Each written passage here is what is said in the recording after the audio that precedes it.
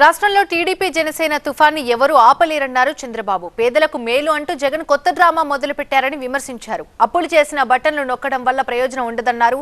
అయితే సిద్ధమని సభలు పెట్టుకుంటూ పారిపోతున్నారని విమర్శించారు చంద్రబాబు. మార్పు మొదలైంది. మనం ఉదుహుద్ తుఫాను చూశాం, తిత్లీ తుఫాను చూశాం. ఈసారి వచ్చే రాజకీయ తుఫానుకి ఇది నాంది. ప్రజా వ్యతిరేకత పెను తుఫానుగా మారుతుంది. ఈ తుఫాను ఉధృతంగా వస్తుంది.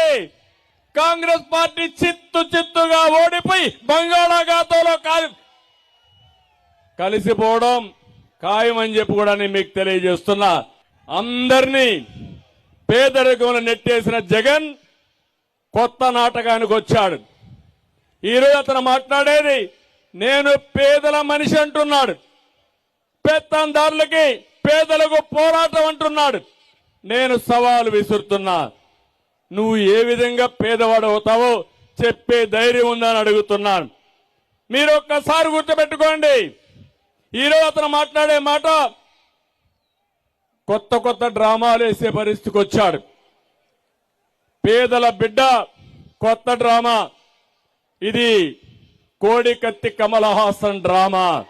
రోడ్డు మీదకి రండి, సైకిల్ ఎక్కండి, తెలుగుదేశం జనసేన జెండాలు కట్టుకోండి, గ్లాస్ చేతిలో పట్టుకోండి. ఎక్కడన్నా దాహం వేస్తే నీళ్లు తాగడానికి అక్కడి నుంచి ప్రజల్లోకి వెళ్లి ప్రచారం చేయండి. మీ భవిష్యత్తు బంగారు భవిష్యత్తు చేసే బాధ్యత మాదని మరొక్కసారి మీకు హామీ ఇస్తున్నా. ఎప్పుడు కూడా ప్రభుత్వం అంటే సంపద సృష్టించాలి, ఆ సంపద పేదవాళ్ళకి ఇవ్వాలి. నేను ఒకటే చెప్తున్నాను, అప్పులు చేసి బటన్ నొక్కితే సహజ వనరులు మింగేస్తే మనకు వచ్చేది ఏది ఉండదు. ఆ విషయం మీరు గుర్తుపెట్టుకోవాల్సిన అవసరం ఉంది. సంపద సృష్టించడం తెలిసిన పార్టీ తెలుగుదేశం పార్టీ. ఇటీవల ముఖ్యమంత్రి ఒక్కొక్క లిస్టే రిలీజ్ చేశాడు కోఆర్డినేటర్లని.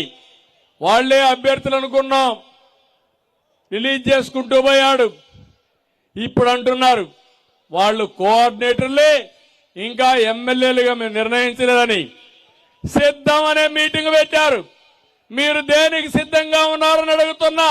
మేము సవాలు విసురుతున్నా. 99 అభ్యర్థుల్ని అనౌన్స్ చేసి ఈరోజు మేము ముందుకు పోతున్నాం. మీరు యుద్ధానికి రాకుండా పారిపోతున్నారు. యుద్ధం ప్రారంభం మునిపే మీరు పారిపోయారంటే దీన్ని బట్టి అర్థమవుతుంది.